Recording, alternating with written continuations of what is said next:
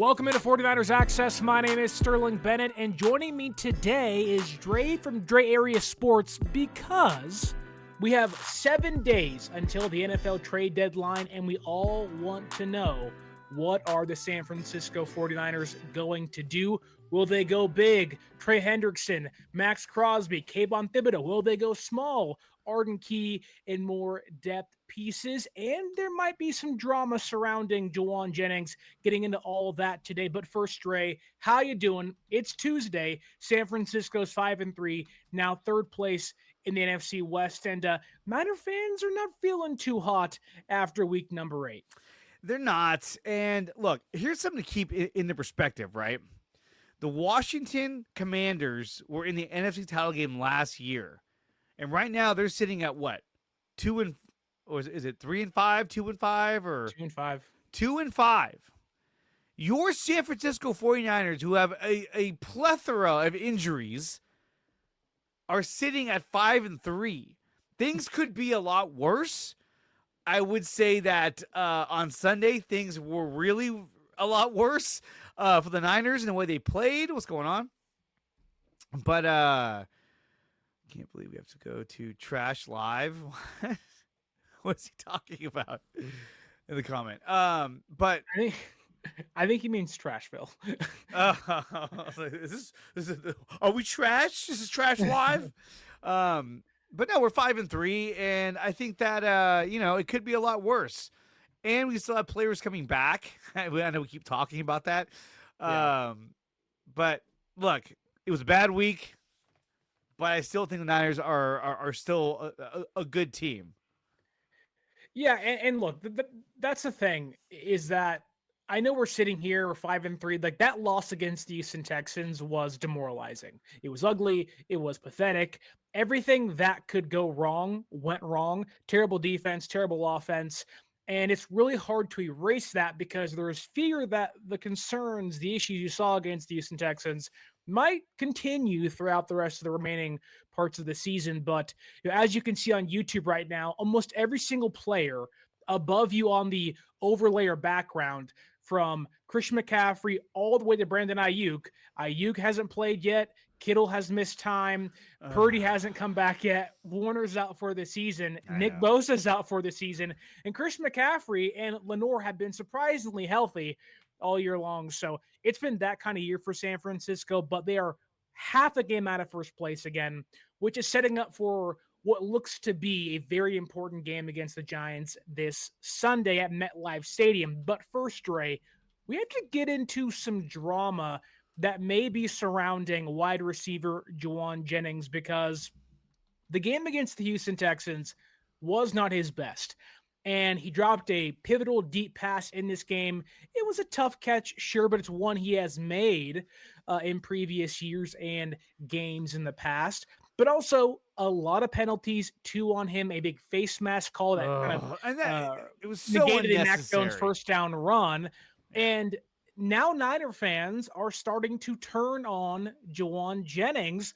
I want to get your thoughts first on the receiver before we get into the nitty-gritty of the drama. But what are your takeaways from Jauan Jennings so far this season?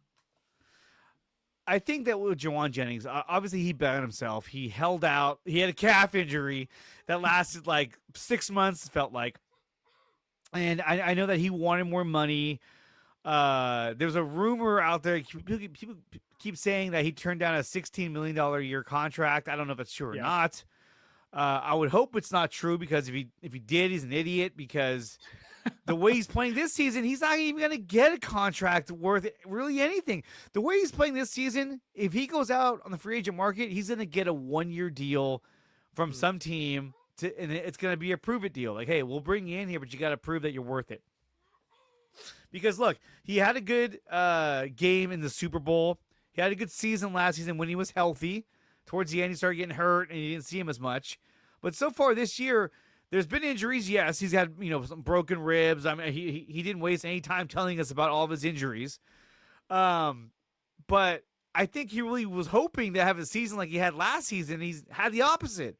He's had a very mediocre season. On Sunday, he had 4 catches for 45 yards. Now, look, I will say this: his catch on the 3-yard line or whatever, great play. 3rd and 17, Niners had to get a score there, and they did. Large part of Jauan Jennings, but Great play. I was like, wow, amazing. But the deep pass, like, yeah, that again, the deep pass that he just, I mean, look, here's the thing. When you're getting paid all this money to catch a football and you do what probably I would have done if they would have thrown me the ball, just like, ah, it was just like, what happened? Even Mac Jones is like, you've got to be kidding me. And how many passes has Mac Jones thrown to receivers that were either dimes or just tough throws and they've dropped them? And he's just like, oh my God, you've got to be kidding me. So when it comes to Jauan Jennings, would I give him a contract this offseason? No, I would not. Wow. Unless he's willing to take a 1-year deal, I would not offer him a big money contract because he hasn't played all that well this season to deserve a big contract. So I think that while, we'll get into Jauan Jennings' future in San Francisco because things don't look too bright. They look pretty bleak right now. I will say that it does seem as if Jauan Jennings makes a handful of good plays per game, and we're very thankful for that. We love Jauan Jennings here. He's a great wide receiver, at least he has been in previous seasons. Super clutch. He's 3rd and Jauan for a reason. His energy levels, the way he plays is infectious. He was so integral into their postseason run 2 years ago now. But it does feel like this year, for every good play Jauan Jennings makes, there's about 2 to 3 negative plays that follow, whether it is missing a block, getting called for a penalty, or dropping a pass. And it just feels as if Jauan Jennings' time in San Francisco, although isn't over yet, and still time to change and alter what the future has been or could be, it just kind of feels like we're waiting for the end to come. And these two parties, that being the Niners and Jauan Jennings, are kind of looking to part ways. Now, I think San Francisco would love to have Jauan Jennings back. They would love to walk out in 2026 with Jauan Jennings and a healthy Brandon Ayuk and a healthy Ricky Pearsall and Demarcus Robinson, healthy, not suspended, which he was this year. And it kind of stinks. But if the reports are true and Jauan Jennings turned down $16 million per year, which, okay, even if it was $14 million per year, I don't think he's sniffing 10 at this point in time. That's how bad he's been this season. He's been hurt. He's nearing his 30s. He isn't there yet, but he's nearing the age of 30. And usually you want to pay a guy when they're 28, when they're 27, coming out of college, and after their first contract's done. You're not paying Jauan then. You're paying Jauan after his first 2-year extension. Now he wants a third. And most teams don't want to invest in guys like that. I think Jauan's probably going to get a 2-year deal, maybe from a team like the Washington Commanders, maybe a team like the Los Angeles Rams, to pair him with Puka and Devontae Adams. Maybe a team like the Detroit Lions could fit for Jauan Jennings, but it does feel as if his time in San Francisco is over. And a big reason I say that is the fan base is turning on Jauan Jennings. Yeah. It's not just, Jauan had a bad play, get him next time, Tiger. It's, oh my God, Jauan Jennings missed that catch. How dare he? He's been hurt. He's been slow. He's aging. The animosity towards Brandon Ayuk is kind of turning to now be facing Jauan Jennings. Fans are irate. They're tired of the antics. He's yelling at Kyle, the head coach on the sideline against the Buccaneers after post games, which I didn't think it was that big of a deal, but he's letting the his injury news out to the public, and that doesn't always play well to his teammates. And so it does seem like the patience is wearing thin for Jauan in San Francisco, to a point of whether San Francisco wants to say goodbye or not, it might be beneficial for him to leave in free agency. Oh, and this is what I was saying too, is that, like, let's say the Niners go out and make a move for a guy like Trey Hendrickson, right? Which I've said before, they should only make this move if he agrees to sign an extension. If he does, then guys like Jauan Jennings, see you later. He's not going to be back. Sure. I mean, you drafted Jordan Watkins. Yeah, he had Butterfingers on his only pass, but you still have Brandon Ayuk. You still have Ricky Pearsall. So you still have talent at the receiving position. I just don't think with Jauan, he's a big, tall receiver, doesn't have that breakaway speed, doesn't have that deep threat. He can't stretch the field. Whenever he catches the ball, he usually always either gets run down or tripped up fairly quickly. He does a lot of good things, yes, and he blocks extremely well. But to me, this is not a guy that I would give a long-term extension to. At 29 years old, I don't think that's where you want to go at the receiver position. I think if you let Kyle draft some more receivers, maybe he'll get a good one late in the draft. But remember, Jauan Jennings was a 7th-round pick. Yeah. I mean, it wasn't like he's a 2nd-round pick, a 3rd-round pick. He's a 7th-round pick. So I think you can find guys to replace him. And Sure. yeah, Marvicity, I think Jauan Jennings is kind of like a smaller tight end, like a lanky tight end. And the way he's conducted himself this season with the holdout slash, what was it, the calf injury? Yeah. And then the way he's performed this season, there's been games where he's looked pretty good, but then he had the game where he got mad that he wasn't getting the ball. Well, Sure. look, nobody's played that well this season. And obviously Pearsall has been hurt, but like Kendrick Bourne, he had that game where he dropped all those passes and looked awful, but then he came back and had a monster 10-catch game to kind of make up for that. So that's what Jauan needs, the game where he catches a ton of balls, makes a huge impact. But that's the thing. He had that game against the Saints. Like, Jauan Jennings caught 2 touchdowns in that game. I believe he was tremendous for San Francisco. It was a big reason why they won that game in New Orleans. But I do think that, and this is not Jauan Jennings' fault, but his injury and the lack of receiver depth has kind of made him redundant with Demarcus Robinson and Kendrick Bourne in the building. And now you have 3 guys that are starting a wide receiver for you that can't get open 5-10 yards downfield, don't possess speed, and everything is kind of clogged up in the middle of the football field, which is where Mac Jones' bread and butter is made. And right now, they don't have a deep threat. They don't have a boundary X wide receiver, and they have to have Brandon Ayuk come back. They have to have Pearsall come back to hopefully open things up. But if you don't have that, you don't get to see the best of a player like Jauan Jennings. And I think that's kind of the big knock, where it's like, for him, he is in a disadvantage with his guys being out. But if you want to get paid similarly to some of those guys, you have to play well when those guys aren't playing. So I do think that for Jauan, it stinks because he's not going to get paid what he thinks he's worth. Yeah. But it doesn't seem like there's even a future where San Francisco can retain him in the offseason and hopefully have a more well-rounded receiving core in 2026. I would love to have Jauan Jennings back. He is that tight end number 2, big slot receiver. He's a mismatch for smaller nickel cornerbacks, but it really does seem like that Jauan Jennings' future almost isn't even up to San Francisco. Now, maybe there's a chance he realizes that, come back for a year, kind of re-maximize my value and go elsewhere. But if he wants to get paid and a team will pay him, the Patriots might pay him, who knows? It just seems like the fate of Jauan Jennings' future isn't even in San Francisco's hands anymore. There is no contract extension talks. There is no 2026 return for Jauan. It feels like they are going towards a breakup and nothing can stop that. And it's the antics, it's the low production. It is simply just maybe Jauan Jennings has kind of worn out his welcome in San Francisco. And I think fans, maybe even Kyle to a certain extent, might be done with it. I like Jauan. You like Jauan. We all love Jauan, but it just seems as if they're on rocky waters and nobody really wants to say it because things aren't perfect now. Like, I think if San Francisco had Ayuk and Pearsall healthy, they would trade Jauan Jennings. I really think they would. Yeah, I mean, that's the thing is that people keep saying, the Giants have interest in Jauan Jennings. I don't think they can afford to move him. Let's say you trade Jauan Jennings. And okay, so we traded him. We're going to go with Kendrick Bourne and Jordan Watkins, their top 2 receivers. No, you're not going to do that.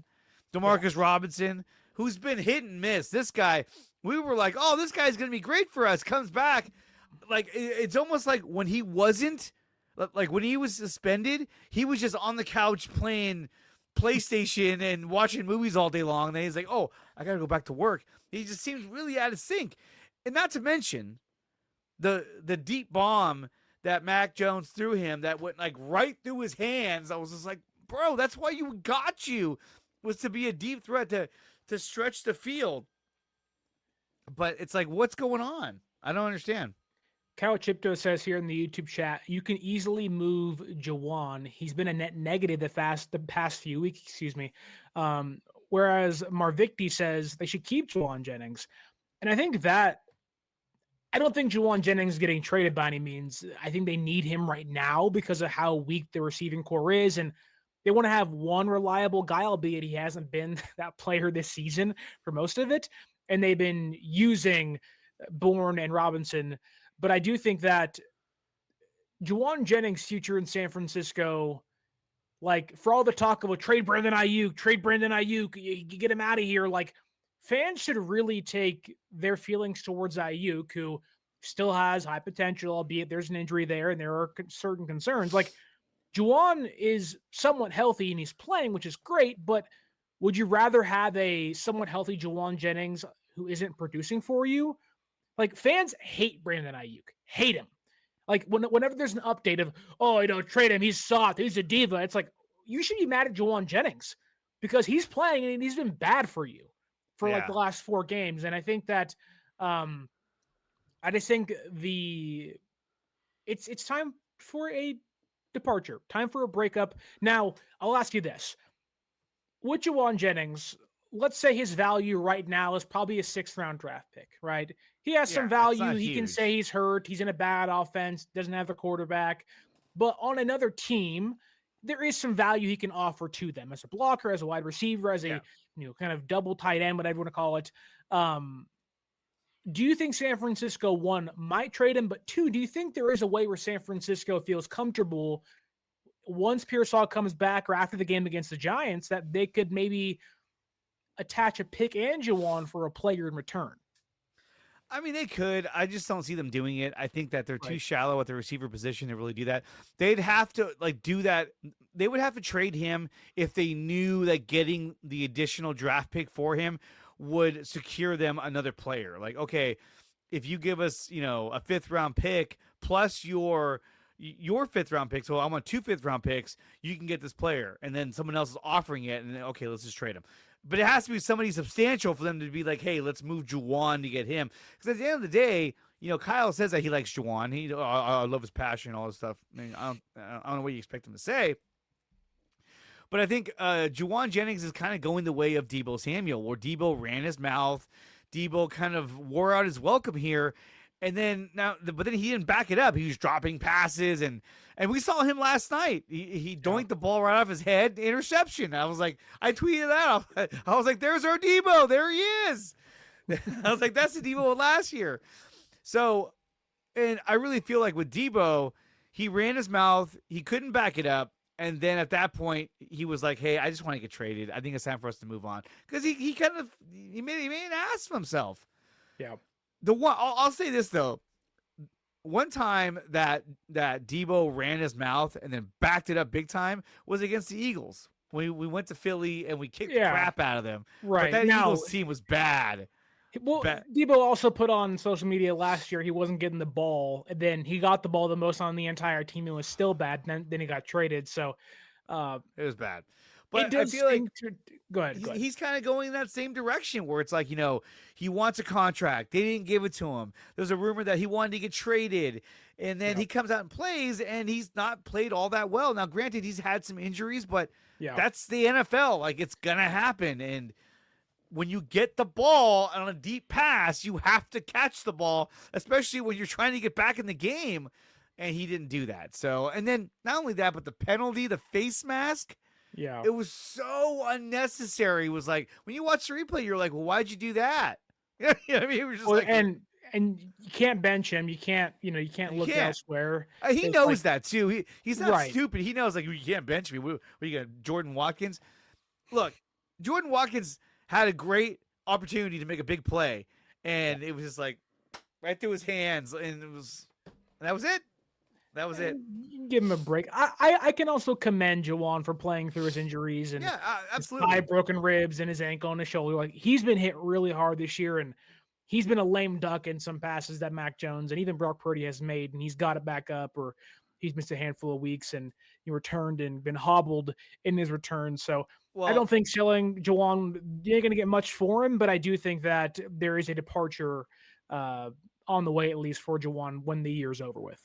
But if he comes out next week and he has a big game with 8 catches for 100 yards and 2 touchdowns, we'll be saying, "Yo, you got to resign this guy." Well, right, and that's what we do. That's what everybody does. But a lot of this conversation is because Jauan has not been great since week 2 against the Saints. He's been hurt. The production's been bad. He's actively hurting the team when he's on the football field. And the trade deadline is 1 week from today. That's why we're having the conversation of, Jauan Jennings' future could be up in the air. It could be, though. It really could be. And maybe San Francisco buys and sells. Who knows? But I think with Pearsall and Ayuk still being out and really no signs of return around the corner, Jauan's probably locked in for at least the next, second half of the season. But the offseason will hold different things for Jauan Jennings. That said, I want to remind the people watching and listening, they can use promo code 49ers Access, 49 ERS ACCESS at SeatGeek.com to save yourself $20 off your first purchase. If you want to watch your San Francisco 49ers play on the road or at home, maybe you want to see Jauan Jennings play before he leaves in free agency, use that promo code 49ers Access. You want to go to MetLife Stadium? You can use that promo code. You want to get a torn ACL? You want to get turf toe? Go to MetLife Stadium this Sunday and watch Niners play with the promo code 49ers Access. All right, Dre. The people came for one thing, and it wasn't Jauan Jennings talk. They came for the thumbnail. They came for the San Francisco 49ers trade deadline plans. We have some rumors, we have some reports, and we have some intriguing targets they could look to acquire at next Tuesday's trade deadline. The edge rushing position is the focus because last Sunday against the Houston Texans, it was ugly. I think they had 10 total pressures, and there really wasn't much to love from San Francisco's pass rush. And on top of that, Samuel Kawanu got hurt. He is day-to-day. And then today, that being Tuesday, October 28th, Travis Gibson, who was their third edge rusher against Houston, he got claimed by the Panthers off the practice squad, leaving just 2 healthy edge rushers on the active roster. Dirty move. Michael Williams and Robert Beal Jr. Not ideal for San Francisco by any means, but the edge rushing group is the focus of the trade deadline. San Francisco did work out Clelin Ferrell, a familiar face of the 49ers, Kingsley Jonathan, and Andrew Farmer today, so maybe some help, some insulation coming in some depth pieces, but not great options if you ask me, hence why the trade deadline becomes what everyone is looking towards as to what is San Francisco going to do. There's the one big fish out there I think we have to hit on first because there has been some mixed reporting on his availability, and that is Giants edge rusher Kayvon Thibodeaux. Now, wouldn't it be something if San Francisco walks in the MetLife Stadium this Sunday, 10 a.m., gets the victory, fingers crossed nobody else gets hurt, but on the plane ride home, Kayvon Thibodeaux is on San Francisco's plane, not the New York Giants plane. I think that would be something. I would be, of the edge rushers on the market, maybe Trey Hendrickson, probably not Max Crosby, but I'd be pretty much all in on at least trying to get Kayvon Thibodeaux under contract through 2026. He's young. He can play the inside. He can play the outside. He'll deepen their NASCAR package and hopefully bring some more ferocity to San Francisco's pass rush. However, Jordan Schultz this morning of The Score and Fox Sports said that the Giants might be open to dealing Kayvon Thibodeaux. Then about an hour later, we had a source off because Mike Garafolo of NFL Network said they're not trading him. He's not for sale. And what do you make of that, Dre? Because I think for the right price, anybody could be had. But the question really is, would San Francisco maybe meet the right price if it is maybe a top 50th overall pick? I mean, look, are they going to make a move to get a pass rusher? There's been a lot of talk that he's trying to do that John Lynch has been working the phones trying to get a pass rusher in here. Will it be Kayvon Thibodeaux? It could be. we're going to New York. It's a great opportunity for him to be like, hey, now that we're here, let's talk about this. Obviously, it'd be for draft pick compensation, I would imagine, because they want to rebuild their team over in New York now they got Jackson Dart. Which we'll talk about that game too, because I'm a little nervous about the Giants game. I feel like Jackson Dart is going to shred them. But I think Thibodeaux is definitely an option. But I mean, they have to get somebody. The loss of Gibson, not that he was a world breaker, but now that you don't even have him anymore, you have to get somebody. I even heard a rumor that they were calling on the Saints to ask about Chase Young. And I'm like, that can't be true. Yeah, I don't buy that at all. That, but I mean, after how things went. Now, that doesn't mean San Francisco wouldn't be open to a reunion of some sorts with some previous players. I talked to somebody in Tennessee yesterday, and I asked them, hey, what are the odds that Arden Key's a San Francisco 49er by the end of the week?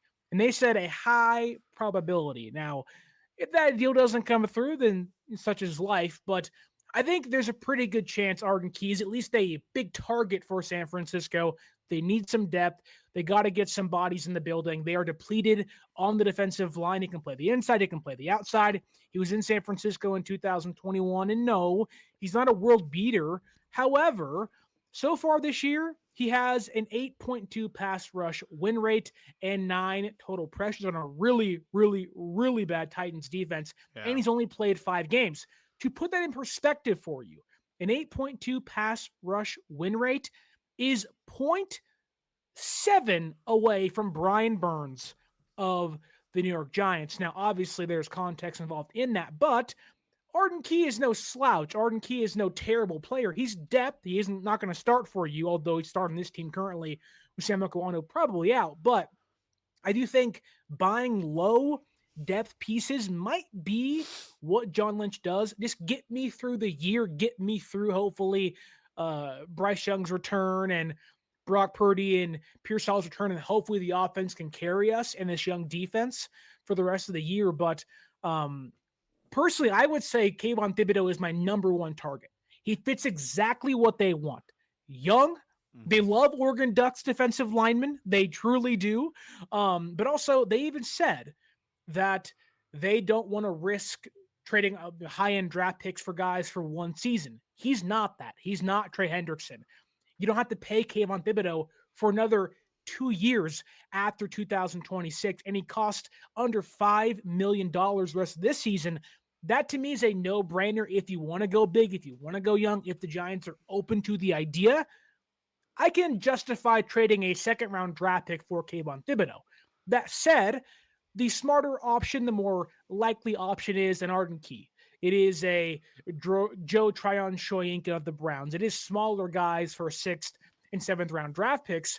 But would you like the idea of adding depth over a star like Arden Key? I think so. I mean, look, I've said it numerous times. I would love them to get a star pass rusher. You know, I've said Trey Hendrickson many, many times. But, you know, there's talk about the Niners possibly could go after Keion White of the Patriots. Right. I would love to get, if they could acquire 2, it doesn't have to be 2 pass rushers, but 2 defensive ends or defensive linemen for the D line. That would be huge because they need more depth. They're so shallow now. And then on top of that, could you believe that CJ West was a healthy scratch? Like, what? Why? And then Collins and Elliott got hurt, and then one of them missed the rest of the entire game. Yeah, it was like, West hasn't been great. Well, let's not get it twisted, but it's like you don't have the fortune to not play defensive linemen. You only have 5 of those guys healthy currently. Why are we a healthy scratch? Yeah, and we've seen the production that we got out of our top 3 picks. Last week we got, I think it was a total of like 3 tackles, maybe 4. CJ West didn't play. Alfred Collins had, I think, 2 tackles. And so he came back, but the production wasn't really all that there on the stat sheet. And those are your top 3 picks. So I think they have to get more help on the defensive line. I would love them to get like an Arden Key and a guy like a Keion White, or just two guys that they could bring in just to add more depth. See, the way I look at this is that if they get Arden Key for, say, a 6th-round draft pick, or maybe they get Key in a 7th for a 5th or whatever, something like that is, if Key leaves in free agency and looks really good for you, you're getting that draft pick back anyways. Like, there's no harm in trading for Arden Key. No. He's pretty much free. But it's the Thibodeaux trade I think I would really entertain the idea of. I don't know what the Giants want for him. It'd probably be a lot from a 1st-round draft pick, and it made things complicated. But I do think that Thibodeaux, to me, makes the most sense. Young, under contract for the next 2 seasons. So far this year at the Giants, next to Abdul Carter and Brian Burns, an 11.2 pass rush win rate in 8 games. He's been healthy all year, 25 pressures. Again, and you're not going to be a superstar, but then you think of next year. Oh, we have Nick Bosa hopefully back healthy. Bryce Huff's back on the other edge. Then you have Kayvon Thibodeaux on the inside. Michael Williams. You look, we have 4 dogs that if they can stay healthy, you can mix and match with the NASCAR package. Like, that is what Robert Saleh and Kris Kocurek dream of. However, there is a question to be had here, and it's by our friend Aaron from 49ers First Takes with the $5 super chat. Thank you so much, Aaron, for the $5. Appreciate you, buddy. Can't wait to talk to you on Friday with the Cover 3 podcast. That said, Aaron says here, I don't believe the 49ers are invested in going all in this season. The injuries aren't going to stop. One trade won't fix everything that's broken. And I think it's a good point, hence why I don't think San Francisco's going to go out there and get Max Crosby or Trey Hendrickson, even if those guys were up for grabs. Those 2 players feel off the table. They're not getting Brian Thomas Jr. They have a lot of holes to fix. However, the edge rushing position is the most glaring one. They have plenty of linebackers, good or bad. They still have plenty of them out there. But some fans are saying, go get offensive linemen. Connor Colby's been really bad. Matt Hennessy's your backup center. Jake Brendel's not going to be back. I'll just say this. Teams are not trading starting caliber offensive linemen. And if they are, they never do. What if they are? You're wondering why. Now, Ben Barch should be back hopefully this Sunday, if not against the Rams in Week 10. Now, can he stay healthy? The odds would say no, but it's an improvement from Connor Colby. Maybe you get Brendel back in a week and a half or so. We shall see, which, good or bad, he's still your starting center. But Aaron's comment again, I don't believe San Francisco is invested in going all in this season. Do you agree with that? And would you say that would hinder San Francisco from maybe trying to buy or bid towards the top of the trade market? I think they're invested in getting the playoffs this season because they want to, as a franchise. They're 5-3. They're 5-3. But as a franchise, you want to make the playoffs because that generates you more money. You want to be competitive. And I think that getting a guy that can possibly be here next season, if not longer, then you're adding to your stock of 2026. I think I'm going to say this out loud. I think a lot of the planning is probably going into what can we do in 2026? What can we do this season? But how's it going to affect 2026? Yeah. And so that's why a guy like Kayvon Thibodeaux, you're going to have next season. So that's a benefit because you get control of him for next season.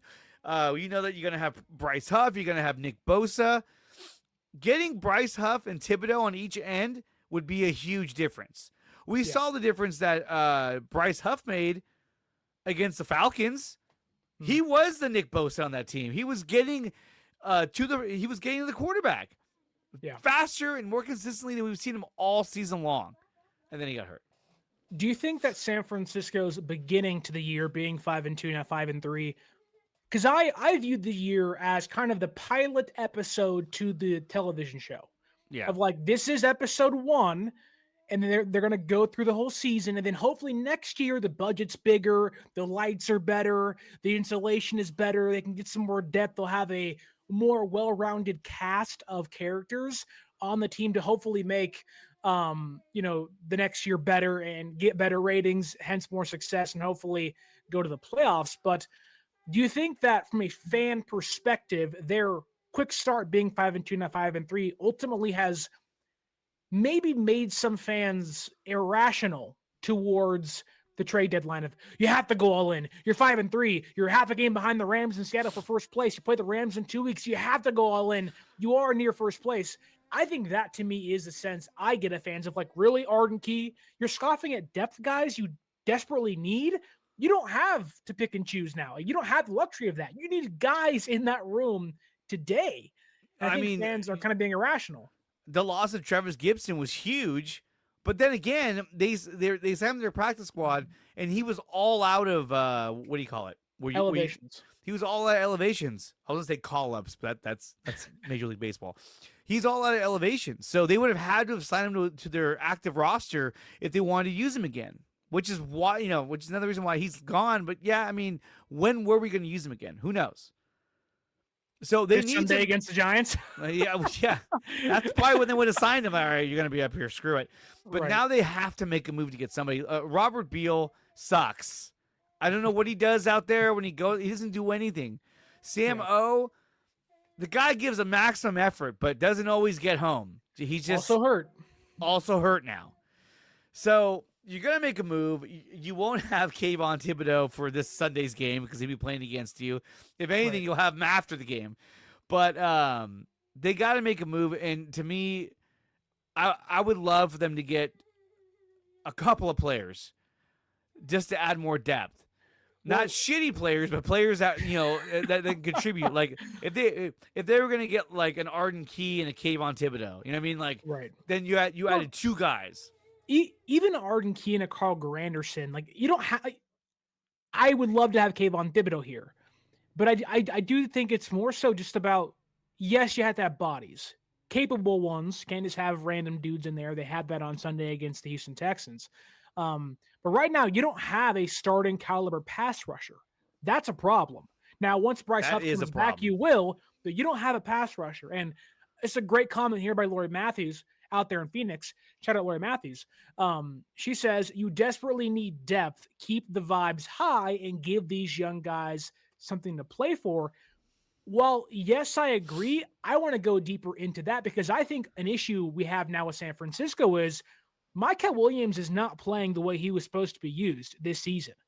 He has to be your number one edge rusher. Now, he's a first-round pick, and I get that, but he ain't a pass rusher. He wasn't supposed to be.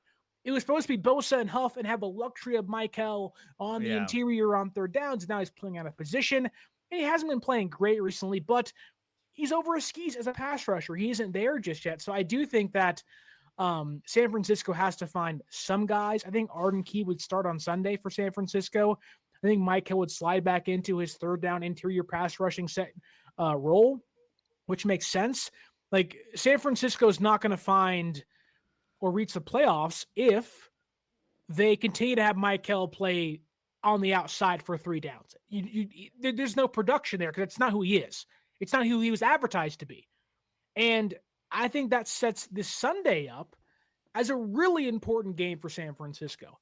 Absolutely. If you fall to 5-4 heading into the trade deadline, for whatever reason, whether it's the offense is bad or the defense stinks again, I don't know if they go and make a trade. I don't know if they sit back and go, Brock Purdy can save us and Pierce Hall can save us. If you're 5-4 heading into a game against the Rams at home, even with the returns that may happen, I don't know if San Francisco makes a deal. Again, I have said for weeks, this team has to make the front office want to buy into what they're selling. Yeah. And right now, the offense has scored under 20 points in 2 of the last 3 games, and the defense looks cooked. Now, the defense can hopefully get fixed with some guys on team, but this Sunday's game, I think, means a lot more than simple wins and losses. This could be dictating what the front office does on next Tuesday's deadline. What do you think about that, Dre? I think this game is very important. But at the same time, like I said, they want to remain competitive. You never want to just mail it in like, hey, you know what? This team, it's not really a complete team anymore. We got a lot of injuries. Let's just stand pat and just develop the guys we got. They can't do that because they don't have enough bodies. They need to get guys in here to help them out. And so they're going to be a little more desperate because they don't have enough guys to even suit up. So I do think that they're either going to go for one mega trade or they're going to try to get like a couple of guys in here to help out. I don't see them going for a receiver. I know. I think Larry was talking about them going after what's his face from the Jaguars. I don't see Brian them doing Thomas Jr. Yeah, and look, he's a great talent, but I don't think the Niners would do that. Not Jacksonville wouldn't do that. No, and not to mention, well, I mean, they did say that he'd be available or possibly be available, but I just don't see them going after anybody offensively because then you got to work them back into your system. They got to learn the playbook. Yeah. At least on defense, it's a little more straightforward. Like go get the quarterback. You know, like all right, I got it. It's funny too because somebody asked me on Twitter, I think it was, when's the last time a team acquired 2 edge rushers that you can think of? And I thought, well, I don't know, the San Francisco 49ers in 2023 when they got Randy Gregory, who wasn't great, but I digress. And then Chase Young. Obviously that was an all-in season. That is kind of the anti of what 2025 is. But I do think that there is precedent set that where San Francisco sees a need and they can maybe see a future of a playoff run. Like, you cannot host the Super Bowl and not be in the playoffs in the same season if you're the San Francisco 49ers. You can't. Like, now, you can technically, but it's a bad look. You don't want to be. And that's why I think they're going to make a move to get some help in here. I think it's either going to be, like I said, it's either going to be a big mega trade, which probably is unlikely at this point, or a trade that brings in a couple of different guys to help them out. But my thing is this, if they add Cleveland Farrell, who they worked out today, I don't see why they wouldn't do that because they had him in there before. Sure. They like what he did. Unless he looked like, okay, this is not the same guy that he used to be. I feel like they're going to add Cleveland Farrell, and then they're going to go out. Like, he's going to be the second guy that we're talking about in this trade. Instead, they're going to add him and then go get somebody else. So now we have an edge setter, and we have a guy who can rush the quarterback. It kind of sounds like San Francisco's going to bring back all the guys they had in the building in 2023 and 2021. Like, there is a sense that their trade deadline acquisitions are going to be Clelin Ferrell off the practice squad and Arden Key via trade, which, again, I like Arden Key and Clelin Ferrell is a nice dude, but, like, the needle isn't moving too much. That said, there are some names. Treading water. Right. And maybe that is what San Francisco thinks they have to do. Tread some water to get back to some guys returning. But I'll ask you this, Dre. Let's say San Francisco makes a small move. Let's say it's just Arden Key or somebody else, Keion White from the Patriots, DJ Wanham from the Panthers. Who knows? Are you buying what they're selling you right now? Like, do you think this team, once it gets back Brock Purdy, hopefully Pearsall, maybe a somewhat hindered Brandon Ayuk, can still have the guys that are fingers crossed going to be healthy who they have now on the roster? Do you think that team can make a run? Do you think that team is good enough to create some noise down the stretch from weeks 10 and on? I think so, because here's why. We talk about them getting help. We talk about them, oh man, they're 5-3. The Kansas City Chiefs are 5-3. Okay. Anything is possible. And granted, they have Patrick Mahomes, and you'd be like, they also look amazing now again, which I hate so much. I know, but when you look at the remainder of their schedule, right? Obviously, you have the Giants. Say what you want, winnable game. Yes. The Rams, again, winnable game. Probably going to lose that one. Let's be honest. But that's what we said last time. We won. You had Fred Warner last time. It's a big difference. That's true. And then after that, you go to Arizona, at home against the Panthers, and you go to Cleveland. Cleveland, I'm worried about, and the reason why is because when you have a nasty pass rush, this Niner team is like, uh-oh. Like, look what happened against Houston. Houston has nothing going for it except for a pass rush, and they completely obliterated the Niners' offense. But not only that, the Houston Texans, they couldn't get them off the field. They had like 3 15-play, 10-play drives that just ate up the clock. After that, I was like, this is not good. You can't just get yourself back into a game when you barely have been in the game. But like I said, Arizona, Carolina, Cleveland, Tennessee, Indianapolis, who's actually a tough team this year, the Bears, Seattle, season's over. You can win New York, Arizona, Carolina, Cleveland, Tennessee. That's 5 games out of the next 6 games. I mean, I really don't see the Niners losing to Carolina. I don't see them. I mean, I can't see them losing to Cleveland, but they should be able to beat Cleveland. They should be able to beat Tennessee. They should be able to beat New York. Sure. So that's what 6, So 7, 8. They 9, have to win 10 10. games, basically. 10 games. They might go. Which they have a shot to go 10-4 by the time we get to Week 16 against what? Against the Colts. Well, Feliciano was done. Yeah, he's not coming back. He's on the couch. Like, let me come out there.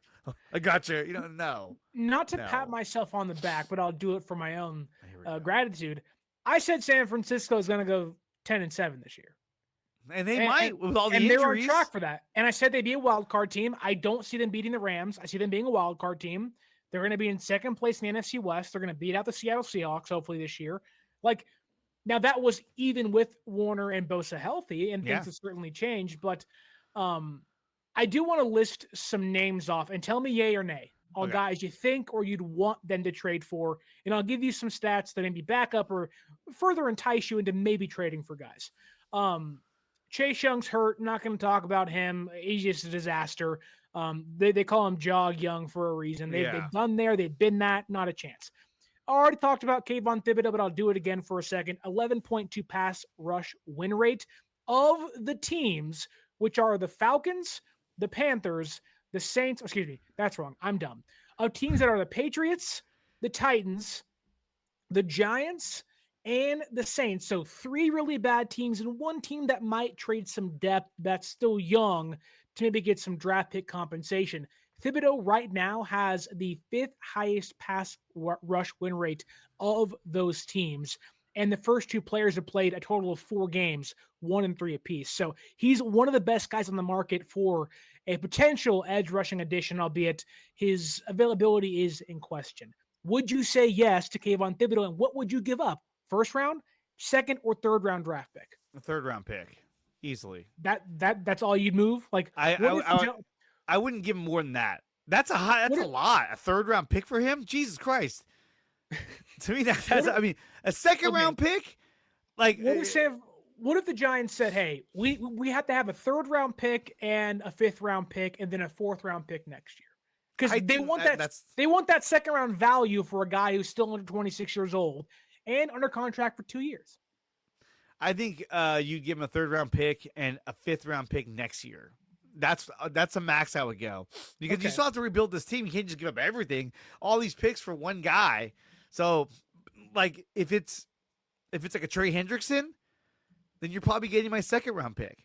But for Thibodeaux, I would go no higher than a 3rd round pick. If you gave up a 2nd round pick for Kayvon Thibodeaux, I think you'd be way off base. Like, you just gave up the fucking moon for this guy. Sorry. Okay. So Dre sets a hard limit of a 3rd round pick and maybe something else. But the Giants are 2-6. They're 2-6. Even with Jackson Dart, they're not making a run. But that's the thing, is that they're young, right? And they are looking at it from, well, we don't have to trade him. So if we're going to trade him, you have to really offer us something. Right? It's the same thing San Francisco does with their wide receivers during contract negotiations. We don't have to trade Deebo Samuel. We don't have to trade Brandon Ayuk. If you want him, you got to overpay for him. So if you're San Francisco, would you slightly overpay, maybe a 2nd round draft pick, which if you're good enough, could be a late 2nd round draft pick, mind you, for Kayvon Thibodeaux for 2 years of relatively cheap play? Would you do that? Say it again. So if you're San Francisco, would you overpay, let's say a 2nd round draft pick, which if you're good enough, say 10-7, will probably be in the 20s, so a late 2nd round draft pick for 2 years of Kayvon Thibodeaux for a relatively cheap contract, and if he gets paid in 2 years' time, you get a compensation pick in return. Would you do that? No. I personally, I would not do that, because I think that you can find somebody in the 2nd round that you can draft that will be a huge contributor to this team that you'd have control for 4 years. So to me, I wouldn't do a 2nd round pick. I would do the highest I would do for Kayvon Thibodeaux would be a 3rd round pick. And even then it'd be like, oh, and then if they wanted more, it's like, okay, you're going to get a 3rd round pick and, a late day 3 pick, because I'm just trying to. 3rd and a 6th, a 3rd and a 7. Would you trade? Let me ask you this: if they said we want Jauan Jennings, would you include him in the trade? Yes, right now. Yeah, I'd be like, go ahead. here's his bags. I already packed for him. That's fine. They could take Jair Brown. They can take Jason Jair Pinnock back. Brown. You know what? Whatever they want. You know what? Now you mentioned that. It's funny that you said his name because I had something up right here that I was just staring at. This is when I was like, wait, say it again? Because I ran into this and I was like, no way. Okay. This is going to jack up your whole overlay, but it's okay. It's sorry. Oh, it looks great. See, not an overlay. It's a background now. It's background. So Jair Brown allowed a perfect 158.3 passer rating when targeted versus the Texans. He also led the team in missed tackles and had 2 more missed tackles that didn't count because he couldn't get close enough to touch the ball carrier. Hey, slow John Chapman. Yeah. Niners Reverse Podcast, big fans. We love John Chapman. Yeah, Jair Brown's not good, man. Jair Brown's not good. And I think he was better at his hybrid position. And then I think he did well enough at that. They were like, you know what? Okay. I have to get on my soapbox. I have to get on my soapbox for a second because the Niners safety position, I get they have a type. They like those playmakers that may not be the fastest guys, might not be the best in coverage, but they're going to have their nose around the football. Talanoa Hufanga, Jair Brown out of college at Penn State, 2023 in the Super Bowl, right? Like, there's examples of that. Malik Mustafa, Jason Pinnock is the exact same way. Marquis Siegel, very similar player, albeit, has some better coverage skills than Jair Brown does, albeit not much better, but still does.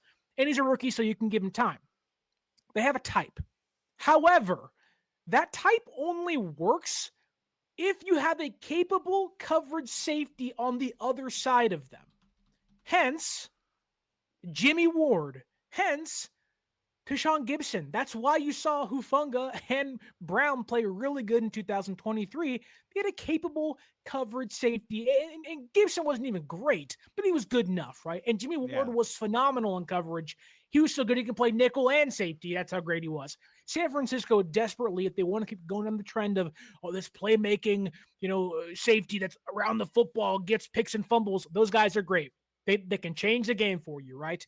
But you got to have the roaming coverage guy behind them because the plays in the back end are bad. And if those guys miss tackles, because they will, like they did against the Houston Texans, you're going to lose games like that. Ugly and terrible. So that's my soapbox. San Francisco doesn't have 2 true starting safeties. They have one in Mustafa off an ACL injury. This is basically his preseason. I'll give him the time to get back into the fray. But other than that, those 3 other guys aren't very good and they can't cover. So, but that said, Dre, let's get back to go ahead. But it's like you said. I mean, this Sunday depicts a lot about where the season's going to go for San Francisco. If they go out there at 5-3 and they blow this game, drop to 5-4, and then lose the Rams and they're 5-5, do you make a trade? You want to remain competitive, but it changes the whole complexity of the trade deadline. If you win this game, go to 6-3, and somehow you beat the Rams, who's probably going to be the hardest team you're going to play, that's going to change. But it even makes losing that game against the Rams swallowable, if that's even a word. Like, you can deal with it, right? Yeah, like you can. Like, you can be 6-4 and be like, okay, like we're still 6-4. We're in a good spot. We're in the wild card. We have the Cardinals and the Panthers and the Tennessee Titans coming up on our schedule. Like, that's very doable for San Francisco to win 10 games. Like, the game against the Giants might be, at least up until this point in time, their most important of the season, which it's not technically because of division games and conference games, but you have to win this Sunday. You do. Because if you don't, like, you are one game away from 500. And you are. Go ahead, Drake. I'll be right back. Sorry, my wife is calling me right now. Hold on. But going back to the trade deadline conversation, because I think there are plenty of guys out there that San Francisco could try to acquire. Keion White's name is come up plenty of times on today's show and in the rumor mill. Not having a great year in New England, but could be a depth piece for them. Again, not great this season. A 2.7 pass rush win rate, only 3 pressures, but only 76 opportunities. He was a healthy scratch last Sunday for the Patriots. So maybe that's an option for San Francisco for really cheap depth. On top of that, Carl Granderson of the New Orleans Saints. There are some character concerns, certainly, but a 7.5% pass rush win rate in 8 games for the Saints, who are a really, really bad team. Get him in San Francisco. You can hopefully find some resurgence. Obviously, Arden Key, maybe I think this could be an option for San Francisco where they double dip with the Titans. You go get Arden Key, that's great. You can feel good about yourself, but double dip and go get Drummond Jones as well from Tennessee. The Titans want to sell. Jones is an older player, veteran guy, having a pretty good year so far. 12 pressures, a 10.3% pass rush win rate. You can avoid having to play guys like,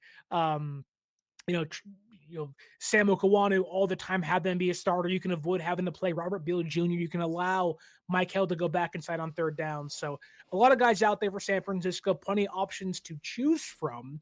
But if I had to give you a layout, Dre, who's back now on the show. Sorry, there was a lockdown at my kid's school. I guess there was somebody running around in a near street. Gosh. Anyway, I don't live in a bad neighborhood. So everybody was like, wait, what's going on? Anyway, everyone's safe and sound. So that's go good. ahead. That's good. Yeah. Good to hear. Well, I was just going to ask you, if you were to lay out plan A and plan B for the 49ers trade deadline, give me the plan A, the one thing you want to get done, the one thing wishful thinking, if you will, but plan B, the thing you assume is likely to happen. Give me your plan A and plan B. Who do you want them to acquire, whether it's an edge rusher, linebacker? Tell me what you think is going to happen and what you want to happen on next Tuesday's trade deadline. What I want to happen is what everyone's going to get mad at me about, and everyone's going to make comments about. I want Trey Hendrickson. I want the biggest, baddest pass rusher out there. I'd be willing to give up a second-round pick to get him because – Wait. What? You would trade a second-round pick for an injured Trey Hendrickson? Yes. On a one-year? He's had contingent upon him signing an extension when he comes over here. The guy has back-to-back 17.5 sack seasons. This guy's an absolute monster, and he has a crazy motor. You don't have to worry about like a Chase Young where he's just gonna, kind of mail it in the NFC title game. No. This guy has a motor. This guy has a great work ethic. This is a guy that I want on my team. If he's going to sign a contract, an extension, then I make a trade and I get him. Because next year, imagine having him, Nick Bosa, Bryce Huff, Michael Williams. That's a deadly defensive line, especially on third down. That's on bearing any injury, that's nearly unstoppable. Do you think Hendrickson, one, will want to sign an extension and forego testing the free agent market? And two, do you think that they would actually be able to keep Bosa, Hendrickson, and Huff when they could maybe trade a third-round draft pick and maybe a fifth-round draft pick for Kayvon Thibodeaux and not worry about that next year? This is hypothetical. This is the big splash. Wishful thinking. I would love it. I'd be like, fuck, let's go. If you bring in Trey Hendrickson, then that replaces your Nick Bosa. So now you're only down Fred Warner. So that changes the complexity of what's happening here. You're like, wait a minute. Now we're only down Fred Warner. That's a little different. It's a little different. My other one. Your likely option. The likely option? Oh, man. How much in the reality do I want to go? It can be one trade. It can be two trades. It can be no trades. It can be whatever you want it to be. But what do you think is going to happen? Kayvon Thibodeaux to the Niners, because we're going there. We're going to New York. And how many times have we seen teams when they visit the other team, all of a sudden a trade happens? Who's big about in Major League Baseball, whenever your team goes there during the trade deadline, you're like, oh, they're going to do something. And that's usually when they work something out because they're already there. So I think, to me, more likely, you sign Clelin Ferrell, you get Kayvon Thibodeaux, and that's your big splash. And that's you end up having Thibodeaux and Bryce Huff as your primary edge rushers.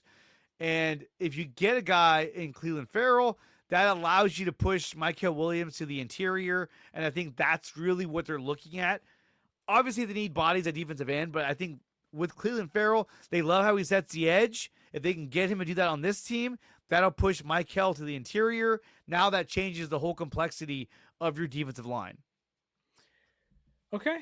I like where your head's at. I would I mean, love Kayvon Thibodeaux, obviously. You want to go, and then if you want to go lackluster, you get nobody and you lose. You win nothing. They signed veteran Mike Pennell, who got cut by the Bengals today. All right.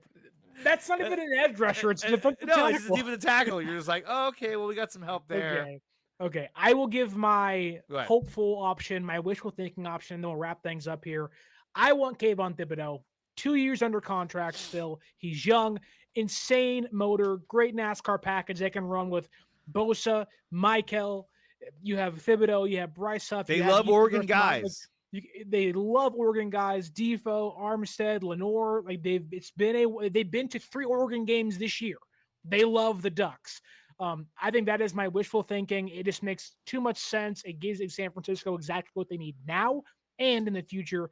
That's the move I would do. I would probably be okay giving up a second-round draft pick, but again, if you didn't have to, I'd be much inclined to make a trade for Kayvon Thibodeaux.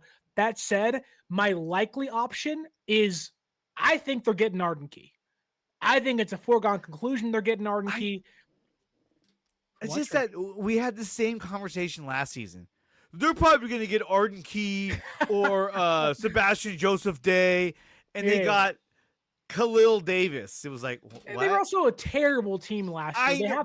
And they had pass rushers. They weren't all hurt, but now they're all hurt. They have to find some bodies, and Key can plug in on Sunday. Really, a healthy Nick Bosa. So it was like, wow, they still have that. Right. But I mean, we've had this conversation. People were talking about it all last year. I think they're going to get Arden Key. Even the year they got Chase Young, I think they're going to get Arden Key. Okay, well, I didn't say that, so I'm going to say it now. Charles Omenihu. I think they're going to get Arden Key, and I would not be shocked.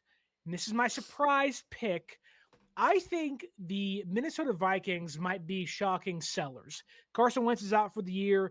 J.J. McCarthy coming back from an injury. There's a chance Max Bozemer is playing quarterback for this team at some point. I could see the Vikings be a team that does sell off some pieces. Don't be shocked. Miles Murphy, I think the Vikings could be somebody.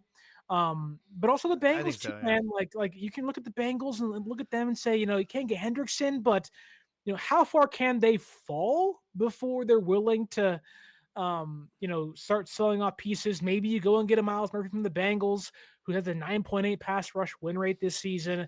I mean, they didn't even want to sign their first round picks, the contract that he wanted. They had to negotiate. They didn't even want to give Hendrickson an extension. The team is cheap. Yeah, well, you're not wrong there, Dre, but it looks like we actually have some breaking news out of San Francisco because, as we speak, the San Francisco 49ers have traded for an edge rusher. In fact, it's somebody we've already mentioned on today's show. Unfortunately, it's not Kayvon Thibodeaux. Maybe that deal comes down the wire later on before the trade deadline, but the San Francisco 49ers are trading a 6th-round draft pick to the New England Patriots for a 7th-round draft pick and edge rusher Keion White. This is breaking news out of San Francisco. The 49ers have acquired some edge rushing help, a more pure pass rusher, if you will.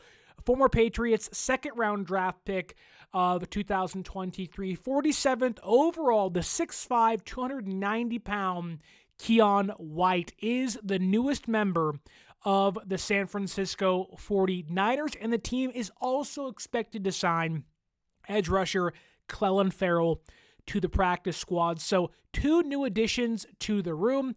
Ferrell replaces Trevis Gibson, and Keion White is now going to become what seems to be one of San Francisco's top pass rushers in the absence of Bryce Huff, Nick Bosa, and maybe even Samuel Kawanu up into Week 9 against the New York Giants. But this is big for San Francisco. Now, it's not Kayvon Thibodeaux. It's not, Trey Hendrickson. It's not one of these big guys you want to go out there and get. But First, I love San Francisco being aggressive. I love that John Lynch is not waiting around until Tuesday's deadline to make deals like this. You have to be aggressive. If you don't make deals, albeit small ones, even like Keion White is, you miss out on things like this. So good on John Lynch and co. to get a deal done relatively quick. This team needed bodies against the Giants on Sunday. I'm assuming that if everything goes well, Keion White's going to play on Sunday, but I'm sure you're asking yourself out there, Sterling, who is Keion White? Who is this guy? I don't watch Patriots football, and I don't blame you. So I'm going to answer to you. Who is Keion White? Why he makes sense in San Francisco? Why the deal is good for the 49ers? And also, why did the Patriots write off and trade away a former second-round draft pick? And let's start there. Why did the Patriots trade away Keion White? He's a guy who they drafted in 2023, a rather raw player out of Georgia Tech, not somebody you thought would be an instant impact player, but never truly grew in New England. He lost his footing, but more importantly, this new regime with Mike Vrabel and company out there in Boston, they changed the defensive makeup of the Patriots defense, right? They went from a 4-3 to a 3-4, and Keion White's not really an outside linebacker. He can go in coverage sometimes, but also he can play the inside and the outside, something San Francisco values and something the Patriots have not utilized him at this year. Only has played 8 interior defensive snaps this season, so not really utilizing his strengths all very well. And White has struggled with consistency. He struggled with, not to say keeping his head on right because there really is no character concerns, but the awareness off the edge. Sometimes he gets too far upfield in his rushes. Sometimes he's on the ground being overpowered by better tackles. The focus can be a problem. The technique needs improvements. The fundamentals aren't really always there. In a more roundabout way, he's not very consistent. And for a team like the Patriots, who are having a really good season, Drake May's playing great football, they are trading away some of these, the previous regime's draft picks and trying to get something in return. And in this case, getting a 6th-round pick, which will help them hopefully down the road. But for San Francisco, makes Keion White practically free. Now, that said, that's why the Patriots are saying, get out of here. That's why New England is essentially giving away Keion White for free. But in that same breath, that is exactly why Keion White makes a ton of sense for San Francisco. First off, he's cheap. 2nd-round draft pick under contract, not just for 2025, but also 2026. Already mentioned he can play the inside and the outside.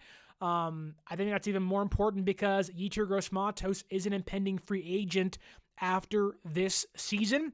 We know San Francisco really values guys that can play the inside and the outside, and somebody now with Keion White where if YGM leaves in the offseason, Keion White slides into somewhat of that role, and you don't miss much of a beat. Now, obviously, White has to play up to YGM standards, who, before he got hurt, was one of the best interior pass rushers in football.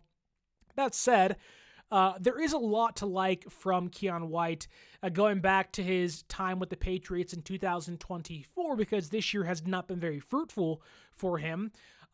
He's 26 years old, going on 27 this season, but in 2024, he had 5 sacks, 45 total pressures, and a 76.7 pass rush win rate. If you do some of the math and you look at San Francisco's defense last season, I believe that would have been the Niners' 2nd best pass rusher. Obviously, Nick Bosa was healthy for most of the season, so it's clearly him. But I believe Keion White, last year for the Patriots, if you put him on San Francisco, would have been their 2nd most effective pass rusher among the likes of Sam Okawanu, who right now is a starting edge rusher for this team barring health, and Yetur Gross-Matos and more guys along those lengths. But last year, Keion White was awesome for the Patriots. He's somebody who looked like a nice rotational piece for them, a second-year player who was blooming before their eyes, but again, a new regime comes in, they want to change things around, and he is now a victim of the great hiring of Mike Vrabel, so the Patriots' trash could become San Francisco's treasure, and yeah, the numbers say it here. Last year, San Francisco, Nick Bosa, 89.3 pass rushing grade, Keion White, a 76.7. He would have led San Francisco in pressures with one more compared to Leonard Floyd. He's a 21.2 PFF pass rushing grade improvement from Floyd. He looks like 15 over Samuel Kawanu and a lot more from Yetur Gross-Matos. His pass rush win rate would have been second on San Francisco last year. Again, Nick Bosa having a 20% and White having a 12.7%. Again, not a big name. Not a guy you point to and say, oh, game changer.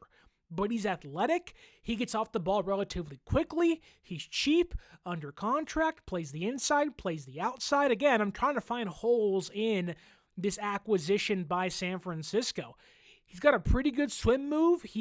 I believe against San Francisco in 2024, one of his sacks, if not a sack, one of his quarterback hits came against Brock Purdy. I think he laid Purdy out near the end zone, but he's got some ghost move. He has some spin move. He has some swipes. He can get to the quarterback and give you a more dynamic pass rushing plan compared to Micah Williams, who doesn't really have one, which that was what we always knew coming out of Georgia, that he was a raw player when it came to pass rush. White can give you more dynamic pass rushing skills.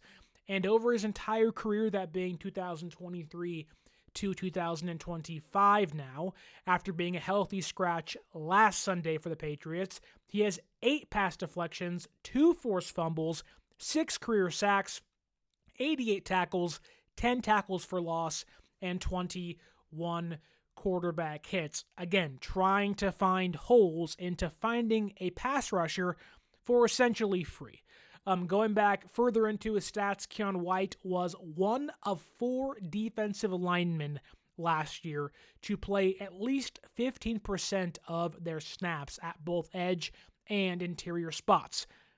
If that does not scream San Francisco 49er to you, I don't know what does. He's got a good body. He fits what Kocurek and Saleh want to do. It makes a lot of sense. Now, again, it's not going to be a game-changing move. This is amongst the Arden Keys, amongst the kind of lower tier guys. However, unlike Arden Key, who's in his late 20s, early 30s, unlike other guys that maybe you or others want San Francisco to acquire, he's cheap, he's free, relatively young, and he has now half a season and a whole other offseason to go to grow under Kocurek and replace somebody else in the rotation. Just a good pick overall. Just a really good pick overall. He had a similar RAS score to Charles Omenihu. This kind of screams that move, where I'm not saying he's going to have the same impact. Obviously, Omenihu was great in his 2 years in San Francisco, but it does seem like one of those moves where when they got Omenihu, we all said, who's that? Who's that guy? And he grew into a really good player in San Francisco and got paid big money. You have to think in the future, if the same outcome does happen to Keion White, he performs well in San Francisco and everything works out well, which remains to be seen. But if it does, and he gets paid a big contract, not only does San Francisco's acquisition of him become free now, it could benefit them even more so in the future. So it's bargain bin hunting for sure, but I don't know about you. Some of the best films I've ever seen were in the bargain bin at the Walmart and the Blockbuster. So I don't think Keion White's going to come out here and surprise us and be this great player, but ultimately I think he'll have an impact on San Francisco as soon as Sunday. I think he'll play, and I think it'll be a welcome change of scenery for a guy who kind of just got lost in the fray this year with the Patriots. He didn't outwardly show frustration, but you can tell mentally just wasn't there for him. And I think he kind of saw the writing on the wall, and now hopefully he's happier to be in San Francisco. But a small trade for San Francisco, but one that was needed nonetheless. What do you think of Keion White's trade, though? Do you like it? Do you dislike it? What do you make of it? Tell me down below in the comments. Are you kind of maybe a little questioning San Francisco's plan? Are you saying, hey, you get Keion White, you go pair him with somebody else, now you're cooking with some oil? Is that in the books? Is San Francisco done? I don't think so. Go get Kayvon Thibodeaux, please. But if they can't, Keion White is a good starting point, but certainly cannot be the end result. That said, my name is Sterling Bennett. Don't forget to like, share, subscribe, and leave us that 5-star audio podcast review. Drop your comments down below, and as always, stay faithful.